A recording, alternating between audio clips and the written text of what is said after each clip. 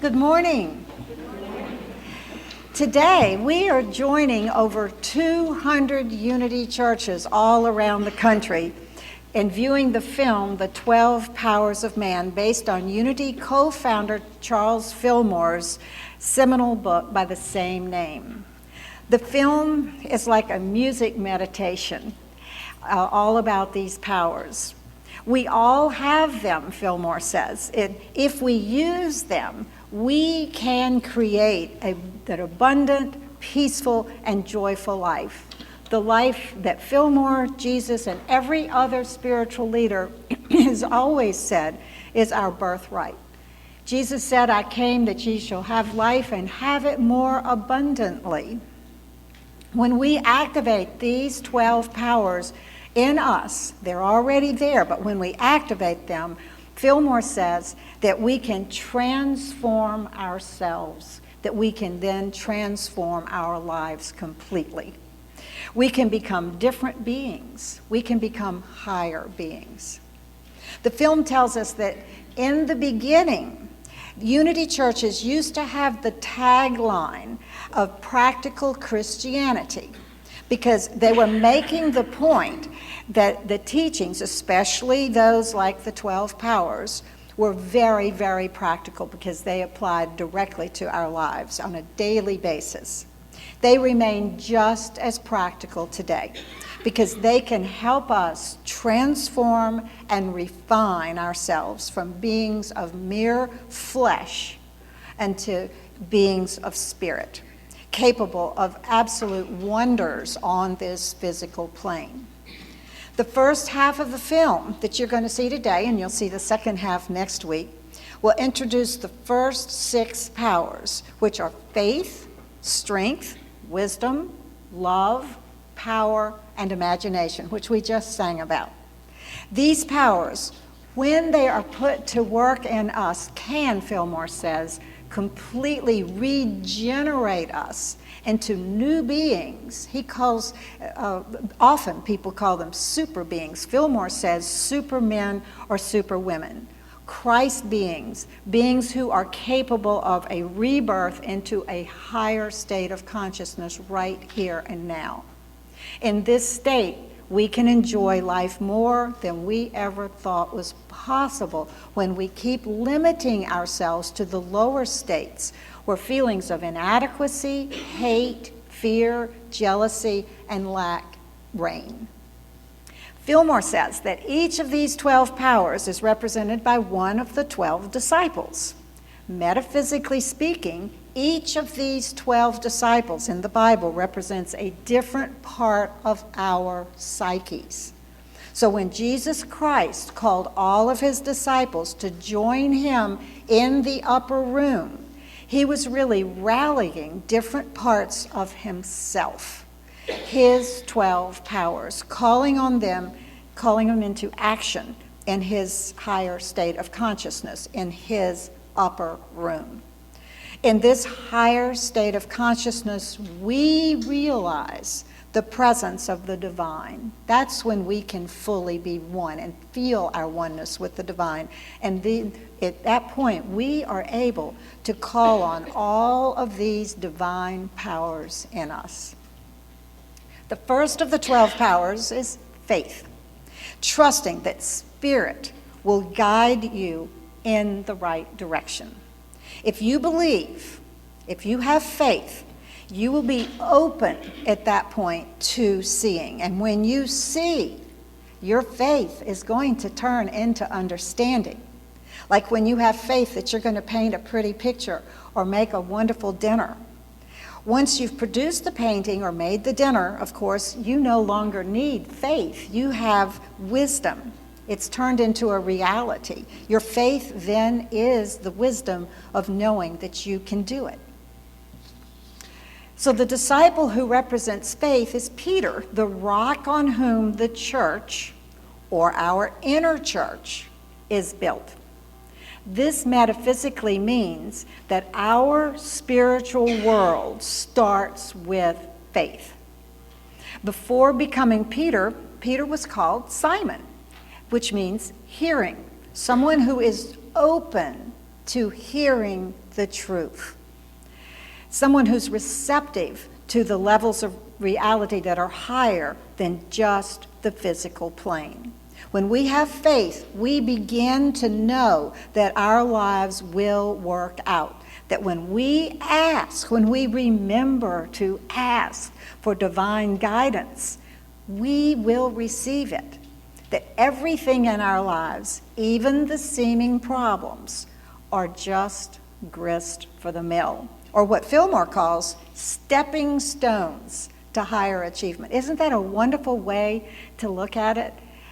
No matter what your problem is, it's a stepping stone. It's a chance to grow. Faith laughs at impossibilities and makes happen what many declare can't happen. Faith molds your ideas and brings them into expression. The second power is strength. The apostle who represents strength is Andrew, brother of Peter. Andrew means strong man in Greek.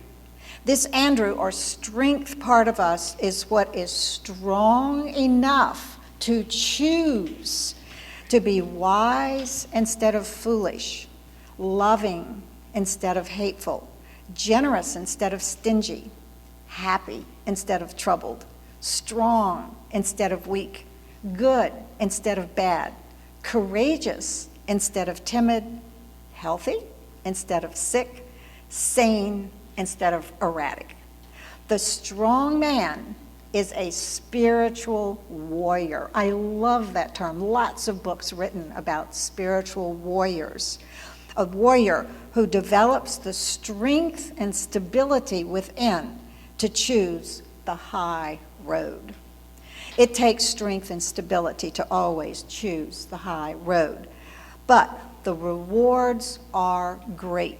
And it gets easier with each choice, just as working out in the gym works our muscles and makes them stronger and makes the weights easier to lift each day.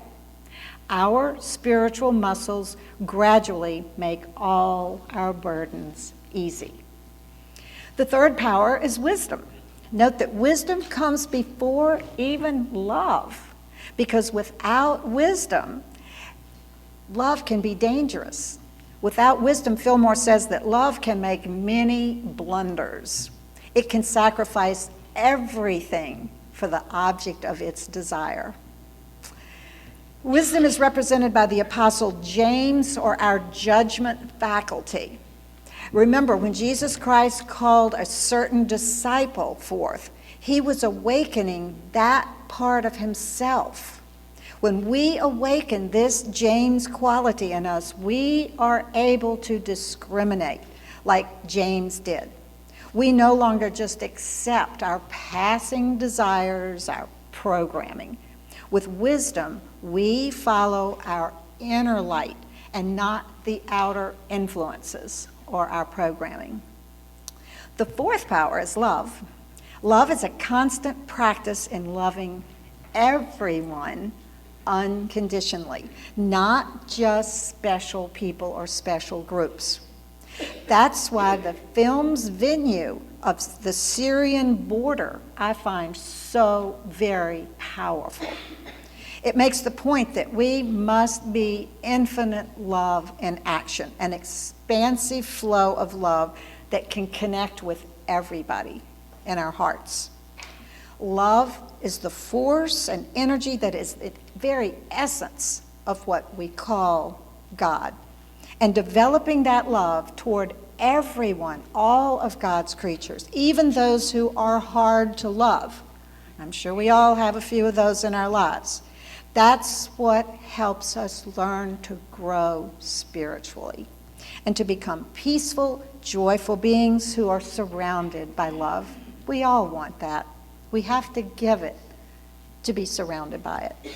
Love changes our very neurochemistry. Science is writing a lot about that these days. It changes our neurochemistry. Let us remember for now, though, that God is love, unconditional, agape, eternal love. So if we really want to manifest the divine in our lives, we need only be loving. The fifth power is power. The film reminds us that St. Francis of Assisi was one of the most powerful men of his time, yet he had no possessions. He did not even have a home. We all have the power, no matter what our circumstances, to be what Fillmore calls a superman or woman, a superpower.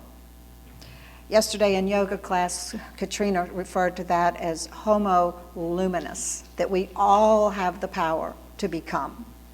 The Apostle Philip represented that power.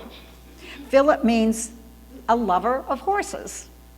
The horse represents power, like cars are designated as having a certain horsepower or strength. Fillmore says that the mind and body have the power to transform energy from one plane of consciousness to another. Thus, we can manifest our thoughts into reality. I think we all know that, at least intellectually at Unity. The point is we want to make the transfer from knowledge to being. The sixth power, and the last power that we'll touch on today, is imagination. It is our capacity to conceptualize, to see, and then create what we've conceptualized. This whole physical world comes first from imagination. Just think about it. Somebody had to imagine everything we see. What we imagine, we can make happen. Excuse me. Imagination creates possibility. It gives us a vision that our wills can then manifest. The Apostle Bartholomew represents imagination. He's called Nathaniel in the first chapter of John, where it is recorded that Jesus saw him under a fig tree before he came into visibility to others. This indicates that images of people and things are projected into mind, and then by giving them attention, we can manifest them in reality. I hope that you will really start internalizing how important it is to develop these God-given powers that are innate in you.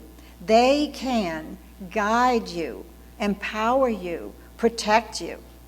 And I think that you're going to find this film an aid in furthering that. It's something to visually hang on to.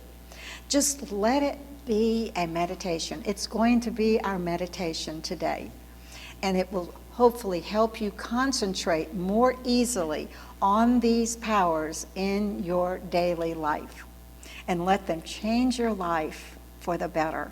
These powers, just remember as you're seeing the film, they are in you. They are in everyone. All we have to do is remember to tap into them. They're your God-given powers.